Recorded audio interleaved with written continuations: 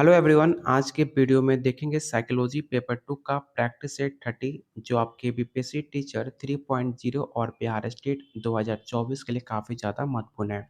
और ये सारे क्वेश्चन आपके एनसीईआरटी और एससीईआरटी पे से जो आपके सिलेबस में साफ साफ मेंशन है। अगर आप साइकोलॉजी पेपर 2 की तैयारी करना चाहते हैं तो सिर्फ आपको 201 रुपया में आपको नोट्स दिया जा रहा है, जिसमें आपको 1500 प्लस क्वेश्चन आंसर और साथ में सॉल्यूशन के साथ दिया जाएगा। उसमें आपको थ्योरी भी दिया जा रहा है। लेने के लिए आप इस नंबर पे आप मुझे व्हाट्सएप कर सकते हैं या इस वीडियो के कमेंट बॉक्स में आप कमेंट कर सकते हैं। और जैसे मैंने आपको बताया, सारे क्वेश्चन आपके एनसीईआरटी और एससीईआरटी पे से जो आपके सिलेबस में साफ-साफ मेंशन है। चलते हैं पहले क्वेश्चन पे।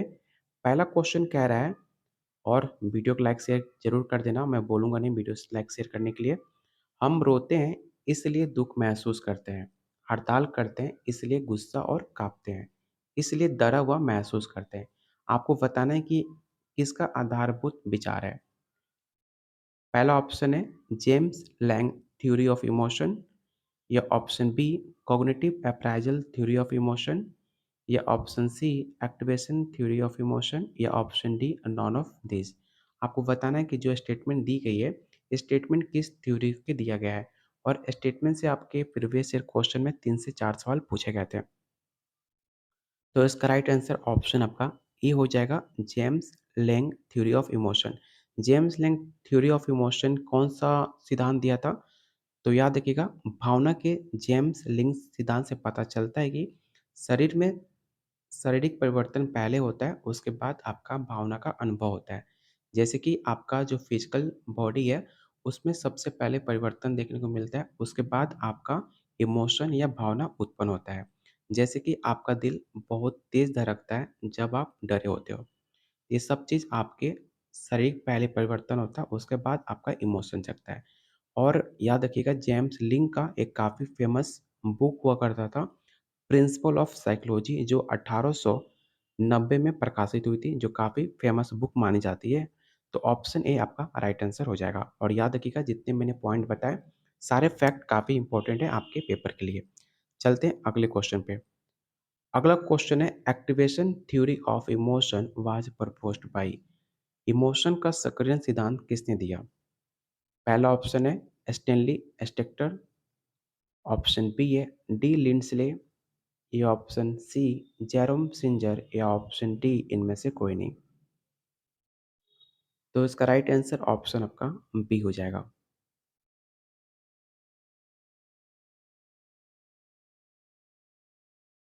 अगला क्वेश्चन है, संज्ञानात्मक प्राथमिक ग्रंथि जो सक्रिय होती है वो एड्रेनल ग्रंथि जो छोड़ती है।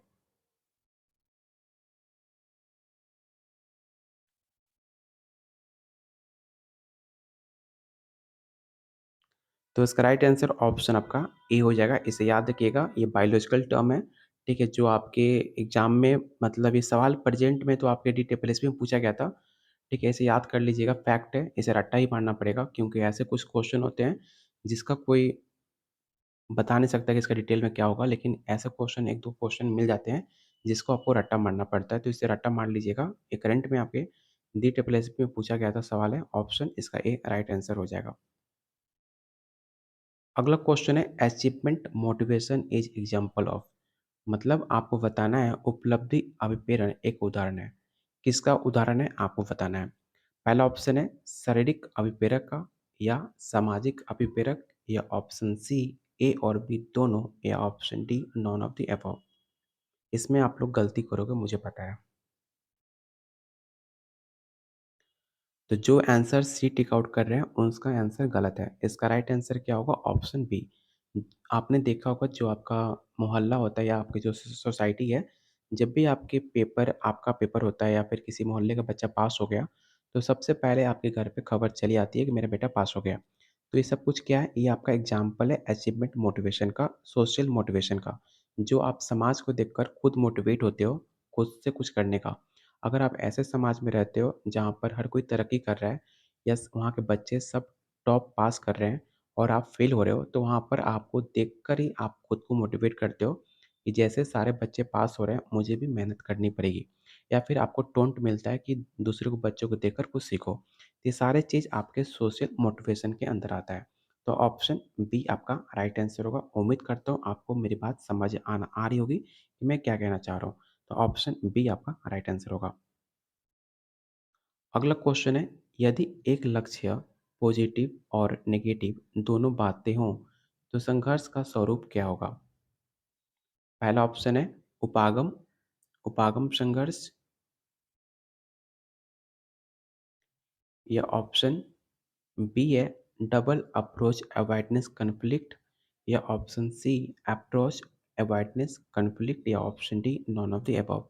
तो जहाँ पर आपका पॉजिटिव और नेगेटिव और आपका कॉन्फ्लिक्ट मिल रहा हो तो उसे हम कहते हैं उपागम, परिहार और संघर्ष, जिसमें आपका पॉजिटिव आपका अप्रोच हो गया और नेगेटिव आपका उसे अवॉइड करना पड़ता है, और जो आपका उपागम होता है, जो आपका संघर्ष होता है जिसे आप कॉन्फ्लिक्ट कहते हो, वो आपको बैलेंस करता है आपके पॉजिटिव और नेगेटिव को।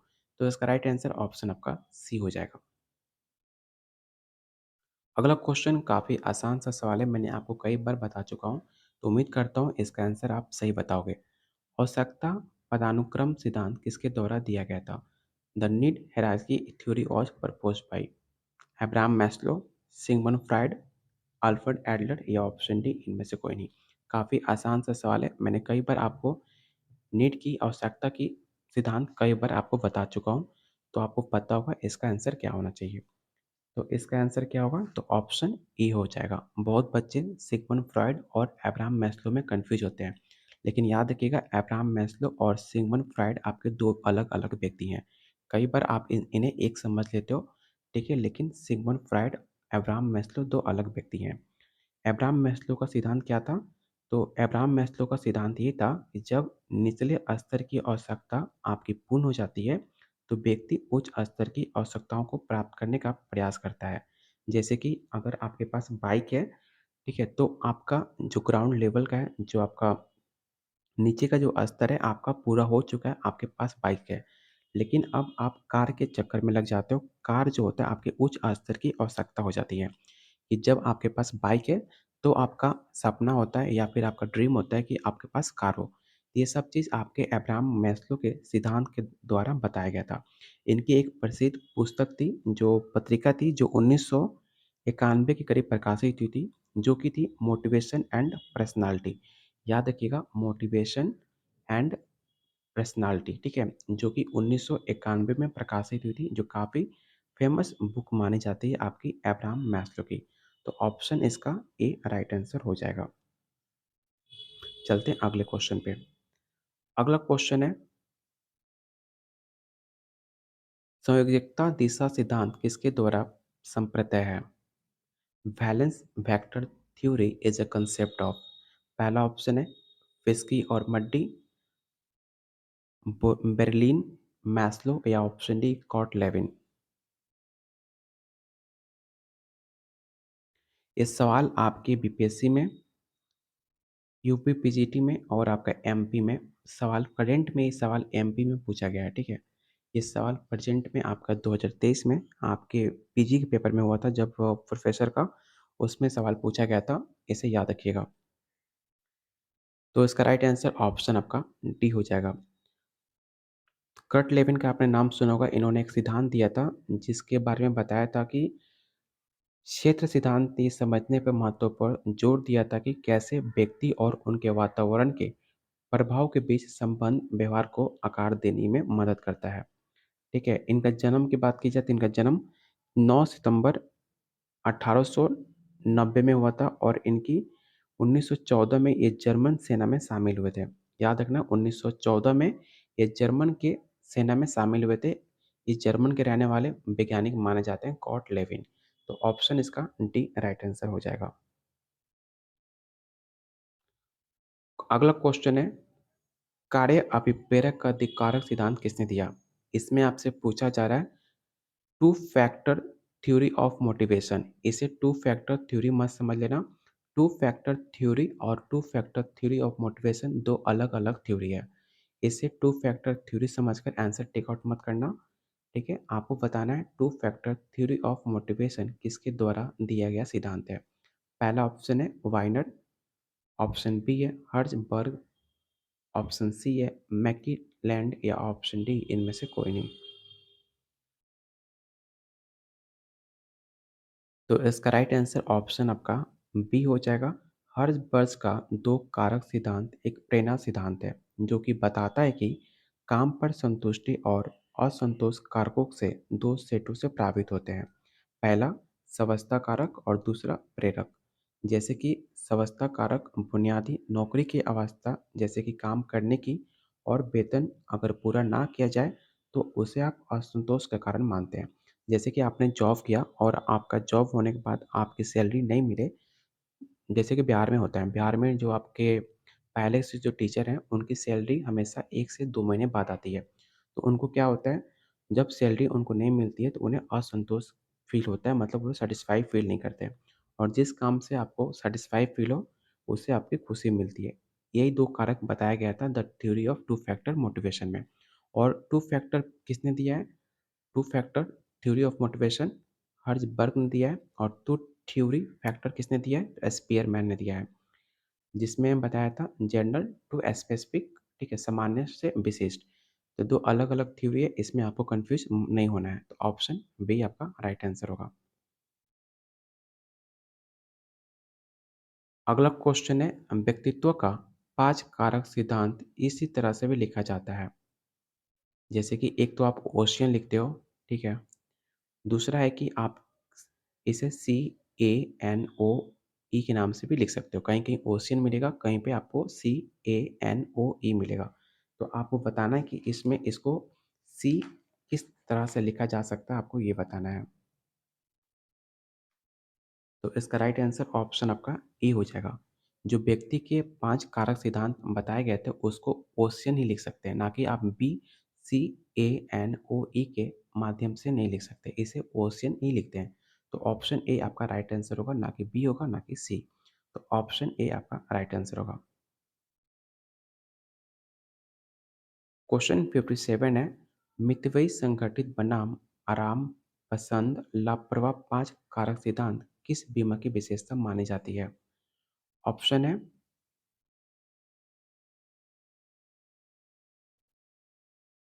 चलो आंसर तो दिख गया। ऑप्शन है अनुभव करने का खुलापन, ऑप्शन बी है कर्तनिष्ठ, या ऑप्शन सी भाई-मूर्खी, या ऑप्शन डी उपरोक्त में से कोई नहीं। तो इसका राइट आंसर ऑप्शन आपका बी हो जाएगा। अगला क्वेश्चन है, आशावादी, सुस्त, उदास प्रकारों में व्यक्तित्व को किसने बांटा है? इस क्वेश्चन को याद कर लेना, ये सवाल काफ़ी इंपॉर्टेंट है। ऑप्शन है सेल्डन, ऑप्शन बी है हिप्पोक्रेट्स, या ऑप्शन सी क्रेशियर, या ऑप्शन डी जोंग। तो इसका राइट आंसर ऑप्शन आपका बी होगा, हिप्पोक्रेट्स। हिप्पोक्रेट्स ने पर्सनालिटी को और आपके उदास के प्रकारों को, व्यक्तित्व को बांटा था। इसे याद रखिएगा, हिप्पोक्रेट्स। ऑप्शन बी आपका राइट आंसर होगा। अगला क्वेश्चन है, सामूहिक अचेतन का संप्रदाय किसने दिया था? इस सवाल आपके एग्जाम में पूछा जा चुका है, और इसे याद रखना, हमेशा आपके साइकोलॉजी में सवाल पूछा जाता है। पहला ऑप्शन है जोंग, ऑप्शन बी है एडलर, या ऑप्शन सी सिगमंड फ्राइड, या ऑप्शन डी अब्राहम मैस्लो। तो इसका राइट आंसर ऑप्शन ए हो जाएगा, कार्ल यूंग। कार्ल यूंग का जन्म कब हुआ है? तो 26 जुलाई 1875 में। और इनकी मौत कब हुई थी? तो 6 जून 1961 को इनकी मौत हुई थी। ये कहाँ के वैज्ञानिक थे? तो ये आपके कार्ल यूंग आपके स्विट्जरलैंड के वैज्ञानिक थे, जिन्होंने एनालिटिकल साइकोलॉजी की नींव डाली थी। मतलब एनालिटिकल साइकोलॉजी की स्थापना आपके कार्ल यूंग ने करी थी। ये भी सवाल आपसे पूछा जाता है कि कार्ल यूंग ने किसकी स्थापना करी थी मानव विज्ञान में? तो याद रखिएगा एनालिटिकल, ठीक है? एनालिटिकल साइकोलॉजी की नींव डाली थी आपके कार्ल यूंग ने, ठीक है? इसे याद रखिएगा। तो ऑप्शन इसका ए राइट आंसर हो जाएगा। अगला क्वेश्चन है, अल्फ्रेड एडलर के व्यक्तित्व सिद्धांत किस नाम से जाना जाता है? पहला ऑप्शन है इंडिविजुअल साइकोलॉजी, एनालिटिक साइकोलॉजी, जिसको मैंने अभी जस्ट आपको बताया था, जो एनालिटिकल जो है आपके कार्ल यूंग द्वारा दी गई थी। इसी थ्योरी के बारे में बात कर रहा था, इसे आप नोट डाउन कर लेना। थर्ड ऑप्शन है ह्यूमनिस्टिक साइकोलॉजी, या ऑप्शन डी बिहेवियरिस्टिक साइकोलॉजी। बिहेवियरवाद आपको वाटसन, थॉर्नडाइक, स्किनर ये सब आपके पावलॉव ये सब आपके बिहेवियरिस्ट स्टोकास्टिक हैं। एनालिटिकल आपके कॉलिंग हो गए। आपको बताना है अल्फ्रेड एडलर का व्यक्तित्व सिद्धांत कौन जाना जाता है। 2 तो ऐसे ही कैंसल हो गए, आपको बताना है कि ए और सी में राइट आंसर क्या होगा। तो इसका राइट आंसर ऑप्शन आपका ई हो जाएगा। अल्फ्रेड एडलर का पर्सनालिटी थ्योरी इंडिविजुअल साइकोलॉजी के नाम से जाना जाता है। एक्चुअली व्यक्तित्व मनोविज्ञान एक ऐसा क्षेत्र है जो वास्तव में जीव विज्ञान, समाज विज्ञान एवं मनोविज्ञान का संगम स्थल माना जाता है। यह एक ऐसा विज्ञान है जिसमें केवल मनुष्यों के बारे में चर्चा की जाती है, ना कि मनुष्य की। आपके इंडिविजुअल साइकोलॉजी में सिर्फ आपके मनुष्यों की चर्चा की जाती है, ना कि जानवरों की, ना कि कोई पशु की। इसे याद रखिएगा, ऑप्शन ए आपका राइट आंसर हो जाएगा। अगला क्वेश्चन है, डीएसएम का प्रथम संस्करण कब जारी किया गया था? सबसे पहले आप बताओ डीएसएम का फुल फॉर्म क्या होता है? क्योंकि मैंने आपके 2 दिन पहले डीएसएम का फुल फॉर्म बताया था, जो आपका 27-28 प्रैक्टिस सेट था, उसमें मैंने डीएसएम का फुल फॉर्म बताया था। अगर आपने वो वीडियो देखा है तो आप फुल फॉर्म बताओ कि फुल फॉर्म क्या होगा डीएसएम का? क्योंकि आपके पेपर में पूछा जा चुका है, तो याद रखिएगा डीएसएम का full form diagnostic and statistical manual of mental disorder होता है। ठीक है, इसे याद रखना, diagnostic and statistical manual of mental disorder. Option इसका डी राइट आंसर होगा। 1952 में इसका प्रथम संस्करण जारी किया गया था, तो ऑप्शन डी आपका राइट आंसर होगा। अगला क्वेश्चन है जीएडी। जीएडी का फुल फॉर्म क्या होता है? ये भी मैंने बता चुका हूँ, तो इसमें भी आपको कंफ्यूज नहीं होना है कि जीएडी का फुल फॉर्म क्या होता है। तो इसको हम जनरलाइज्ड एंजाइटी डिसऑर्डर के नाम से जानते हैं, जिसे हिंदी में बेचैनी और सामान्यीकृत चिंता विकार के नाम से भी जानते हैं। तो ऑप्शन ए आपका राइट आंसर होगा। अगला क्वेश्चन है, एक व्यक्ति जो ये विश्वास करता है कि समाज का बड़ा व्यक्ति उससे प्रेम करता है, तो उसे क्या कहेंगे? कभी-कभी गलतफ़हमी होता है लोगों को कि जिसके लिए आप जितना कुछ करते हो, आपको लगता है कि सामने वाला भी आपके लिए इतना ही प्यार करता है, आपको इतना ही मानता है। लेकिन ऐसा कभी नहीं होता। आप जिसको ज़्यादा प्यार करोगे, ज़्यादा जिसको मानोगे, आपको सेम 100% उसकी तरफ से आपको नहीं मिलेगा। और ये उम्मीद किसी से रखनी भी नहीं चाहिए, जिससे आप जितना भी प्यार कर लो, जितना भी आप किसी को मानो, उससे कभी एक्सेप्ट मत करो कि आपको भी उतना ही मिले। और आपको बताना है कि एक व्यक्ति जो ये विश्वास करता है कि समाज का बड़ा व्यक्ति उसे प्रेम करता है, उसे क्या कहेंगे? पहला ऑप्शन है कामोन्मादी, दिखावटी, सताने वाला, या ऑप्शन डी उपरोक्त में से कोई नहीं।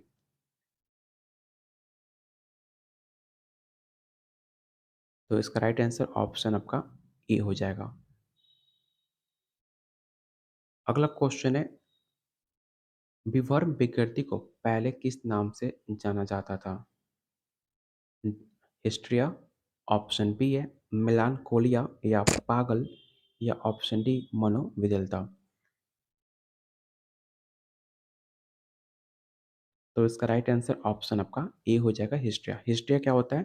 तो याद रखना, एक प्रकार का मेंटल डिसऑर्डर है, जिसमें कँपकँपी लगना, चक्कर आना, साँस लेने में दिक्कत होना, मुँह में जकड़न होना, ये सारे आपके लक्षण हैं आपके हिस्ट्रिया के, जो एक मेंटल डिसऑर्डर माने जाते हैं। तो इसका राइट आंसर ऑप्शन आपका ए हो जाएगा।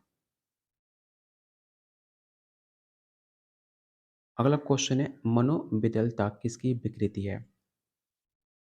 ऑप्शन रीड करो और बताओ इसका आंसर क्या हो जाएगा। मनोविकलता किसकी विकृति है, किसका डिसऑर्डर है?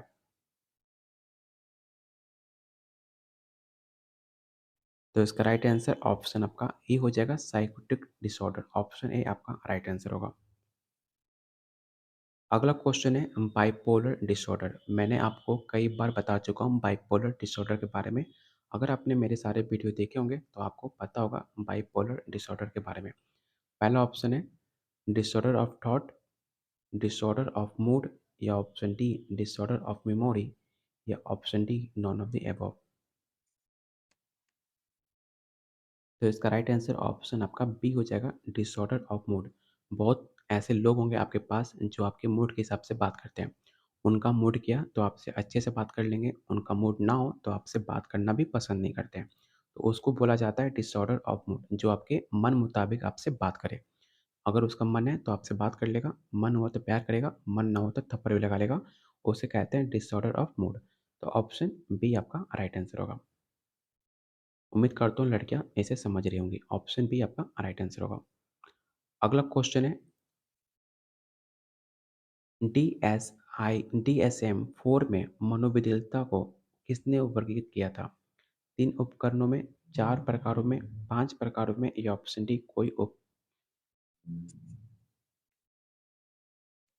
बात की जाए DSM-4 को, तो इसको 5 भागों में बाँटा गया था। इसे याद रखना, ऑप्शन सी आपका राइट आंसर होगा। और एक लास्ट क्वेश्चन आपको बताना है कि ये सवाल प्रेज़ेंट में आपके DTPLSP में पूछा गया है और उम्मीद है कि सवाल काफ़ी इम्पोर्टेंट है। हर बार आपके साइकोलॉजी में पूछा जाता है। तो ये सवाल आपके बीपीएससी में पूछा जा सकता है कि आईसीडी कहाँ पे प्रकाशित होती है? ठीक है, आईसीडी। सबसे पहले आप फुल फॉर्म बताओ, आईसीडी होता क्या है? तो याद रखना, आईसीडी का फुल फॉर्म होता है इंटरनेशनल क्लासिफिकेशन ऑफ डिजीज़, जो कि एक इलेक्ट्रॉनिक उपकरण है जो आपके दिल की धड़कन पर लगातार नज़र रखती है, आपके दिल के हार्ट बीट को पहचानती है और आपके हार्ट बीट की कितनी हार्ट बीट है, उसमें क्या कोई प्रॉब्लम है, ये सब कुछ जाँच करता है आईसीडी, जिसका फुल फॉर्म होता है इंटरनेशनल क्लासिफिकेशन ऑफ डिजीज़। और कहाँ पे प्रकाशित हुई थी? जो आपके क्वेश्चन में पूछा गया है, कहाँ पे प्रकाशित हुई? तो याद रखना, इस डब्ल्यूएचओ में प्रकाशित हुई थी, वर्ल्ड हेल्थ ऑर्गेनाइजेशन में आईसीडी प्रकाशित हुई थी। ये सारे फैक्ट्स आपके एग्जाम के दृष्टिकोण से काफ़ी महत्वपूर्ण है, इसे याद रखना। तो इसका राइट आंसर, ऑप्शन में एक ही ऑप्शन दिख रहा है, लेकिन राइट आंसर आपका डब्ल्यूएच ही होगा। आप जाकर गूगल भी कर सकते हो। तो उम्मीद करता हूँ आज का प्रैक्टिस सेट आपको पसंद आया हो। तो प्लीज़ वीडियो को लाइक शेयर करना मैंने एक बार भी नहीं बोला। तो बस आप लोगों से मुझे क्या चाहिए, लाइक और शेयर। तो जितना हो सके लाइक और शेयर कीजिए। और आप इसका नोट्स लेना चाहते हैं तो सिर्फ आपको 201 रुपये में आपको दिया जा रहा है, जिसमें आपको 1500 प्लस क्वेश्चन आंसर और साथ में सॉल्यूशन दिया जा रहा है। लेने के लिए इस नंबर पे आप व्हाट्सअप कर सकते हैं, जो कि एनसीईआरटी और एससीईआरटी बेस है, जो कि आपके सिलेबस और आपके प्रीवियस ईयर क्वेश्चन के पैटर्न पे है। चलिए बहुत जल्द मिलते हैं अगले क्लास में। लाइक करना बिल्कुल मत भूलना।